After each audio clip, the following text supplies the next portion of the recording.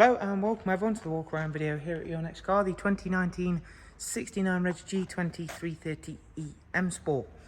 Vehicle is presented in mineral grey, features the Y&T body enhancement kit alongside some nice options and features from BMW.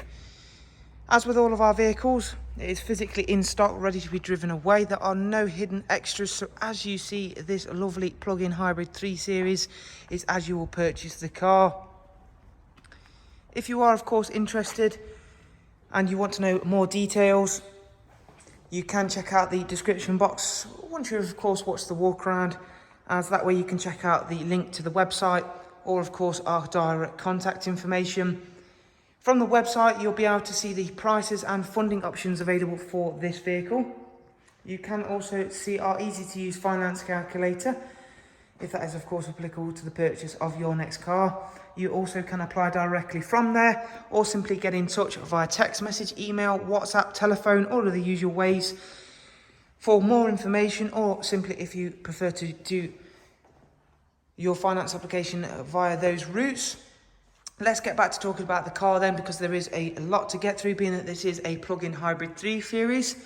We are going to talk a lot about its capabilities in those areas, but for now I'm going to focus on talking about the exterior styling. We have, of course, added our in-house enhancement kits. That includes the gloss black front splitter, matching kidney grills.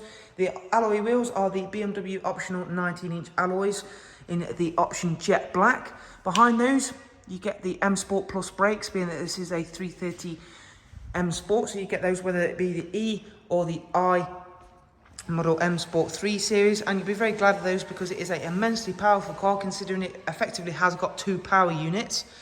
You've got the Y&T M Performance decals, gloss black side, sill extensions. Works very nicely with that mineral grey, more of a subtle effect with this colourway. You've got the rear sun protection glazing, and again you can see those 19-inch alloy wheels do look very well. And if I take a nice wide angle walk to the back of the car, you'll again see we've added one of our quad exhaust diffusers with the central F1 centre light.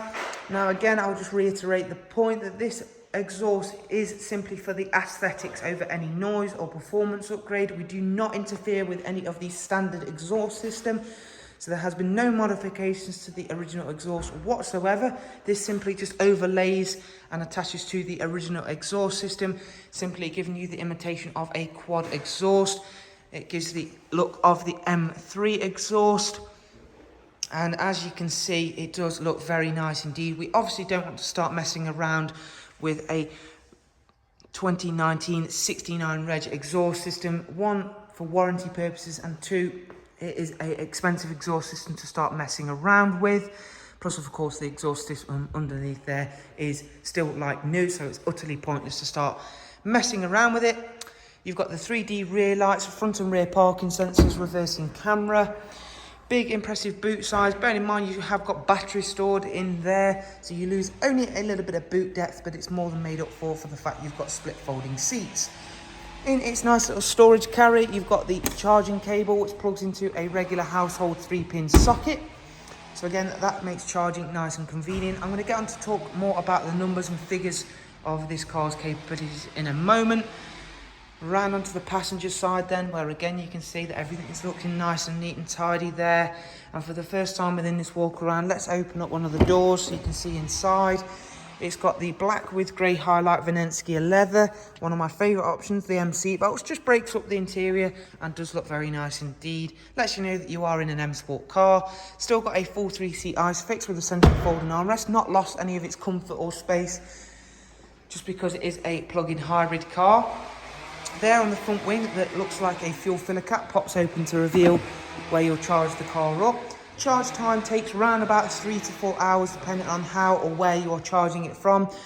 Of course, you will see fast chargers popping up in and around towns and cities. That will quite quickly bring that charge time down. Of course, we are all being urged to go towards alternative fuel, and of course EVs. Of course, I personally still maintain that hybrids such as this one is a better option, but again, that's a subject for a different day. But again, having the mixture of both is ideal. You've got heated front seats, ambient lighting, And if I make my way back around to the driver's side, I can take a seat and again go on to reiterate some more of this car's very, very nice plug-in hybrid features. Electric range has been upped from this car's predecessor to around about 37 to 40 miles of pure EV range. Now again, that will vary on driving style and driving conditions, but generally so hitting those targets shouldn't be a problem. If we fire the car up then, and yeah, if you've not driven a hybrid or electric car before, getting used to driving around in utter silence can take a bit of getting used to, but it is really, really joyful to do so. You've got the live cockpit, of course, with the central default map view. You can change that for your preferences, as you can pretty much everything inside this interior in terms of the screens. So again, that makes day-to-day uses that little bit more pleasurable. As you can see, you can swipe effortlessly between different screens. The sat-nav system is by far the easiest out there. I've used pretty much every manufacturer's there is by now, and I have to say the BMW system just makes a whole lot of sense in terms of the usability and how quick it is to get to grips with. You can see the points of interest in, i.e. it's highlighting charging stations. That one happens to be at a local dealership. But again, it will tell you if you can use it, if it's one that costs you to use it, and it can even activate a sat-nav route directly to it as well, and it can even tell you if that charging station is in use as well. So useful bits of information there. You've got Bluetooth telephone, Bluetooth audio, Apple CarPlay and Android Auto on this car. You've got plenty of multimedia, including DAB, Spotify, music collection, USB line in. If we check out the servicing information, bearing in mind this car still has a very powerful 2-litre turbocharged petrol engine, so still requires servicing, although this one is not due a service for 20,000 miles. Current mileage is 22,168. This one has got 4 drive modes: sport, hybrid, electric and adaptive. So again, it's got the extra adaptive drive mode there. If we press sport, it will immediately fire up the petrol engine.